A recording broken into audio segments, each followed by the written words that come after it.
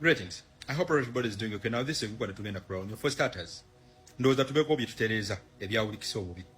Oba abamu kummwe bimwategedde obubi. Wuliriza. The National Unity Platform chapter eya South Africa. Kenda goba ko umalu Kiseka mu revolution oba mu struggle.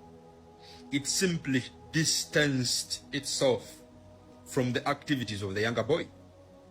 Nkudilemu. Nup chapter ya South Africa. Kenda goba ko Kiseka mu revolution oba mu struggle. It simply distanced itself from the activities of the younger boy. Yabadde very clear mu bbaluwa yayo gye yawandiise. Tetorotinga nonsense, tetorotinga indiscipline. The National Unity Platform oba stroke people power has got a set of principles kwetutambulira. Tulina core values kwetutambulira ng'ekibiina. We have a hierarchy of leaders gye tugoberera. Mu NUP oba mu people power temuli mu kyetwala. We are all under an umbrella ekulembera His Excellency Robert Kyagulanyi SENTAMU. Ate nga naye abulina obukulembeze oba abakulembeze bakolagana nabo. So the message was very clear. Nti ono omwami oba omuvubuka tetukyakola naye, byakola tebikyakiikirira ffe. The message was simply telling him that ekifaananyi kye yeeyisaamu doesn't depict who we are as the National Unity Platform oba the people power at large. We are very disciplined people. Abantu abali well coordinated. Abalina leadership, yes. However much obukulembeze bwe tulimu buli participative. Nkudiremu. However much obukulembeze bwe tulimu buli participative. A democratic leadership. Kankudiremu. However much obukulembeze bwe tulina buli democratic. A democratic leadership. However much obukulembeze bwe tulimu bwe tutambulira mu His Excellency Robert Kyagulanyi SENTAMU buli transformation. However much obukulembeze bwe tutambuliramu buli participative. Bukkiriza abantu okuleeta ideas zaabwe freely nga tebakubiddwa ku mukulembeze. Tekitegeeza tetulina hierarchy gye tugoberera. Tekitegeeza nti tulina core values zitufuga nga ffe aba National Unity Platform stroke people power. Kitegeeza omuntu yenna akolera wansi wa umbrella ya National Unity Platform oba ya people power ateekeddwa okukiteeka mu mutwe nti tulina set of principles, set of values kwe tutambulira.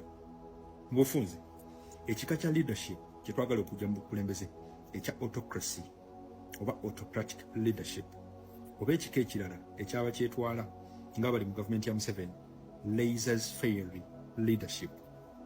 Ebyo ebika bibiri bwe tubisensinga mu memba yenna oba muntu yenna atambula ng'ayogera nti representing a national unity platform oba people power oba ogenda kugobwawo. Mu bufunze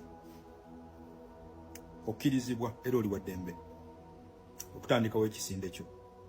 Okkirizibwa era oli wa ddembe okubeera nga mpuuga. Okkirizibwa okujoyininga mpuuga mu DA. Okkirizibwa okugenda ewa bedi bwanika. Okkirizibwa okwegatta ku lubega mukaago.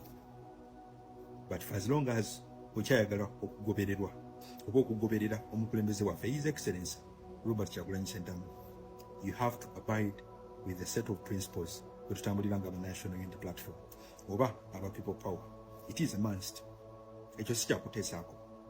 Oba okyayagala okubeera wansi wa National Unity Platform, wansi wa people power, tulina set of principles, tulina core values kwe tutambulira, tulina abakulembeze abasootinga ebizibu byaffe. Teweteeka mu kifo ky'omukulembeze ekyokusootinga ensonga za people power oba National Unity Platform. Ate bwe kituuka ku ggwe eyeeyita owa people power, tolina akakwate ku bakulembeze ba NUP aba National Unity Platform. Olina akakwate ku bakulembeze aba people power bwe muba nga mubayina. So ekyo mukiteeke mu mitwe. Tewali abagobye mu struggle. Simply the struggle eya National Unity Platform ne people power, it distanced itself kummwe ababuyabuya. So mwesireeze, mwesootinge, mwenenye, musigale wansi w'obukulembeze bwa NUP. If you don't do that, muli baddembe okugenda mu DA eya Mathias Mpuuga, muli baddembe okwegatta kwa Bedi Bwanika n'abasigadde abalala, muli baddembe okugenda mu FDC eya Katonga. Naye oba owulira okyayagala okuoperatingira wansi w'akaguja kabeja His Excellency Robert Kyagulanyi SENTAMU, olina okukimanya nti you got to abide by the principles ezitufuga mu people power ne National Unity Platform. you got to abide with the core values as a national unity platform. Ndowooza kitegeerekese. Thank you.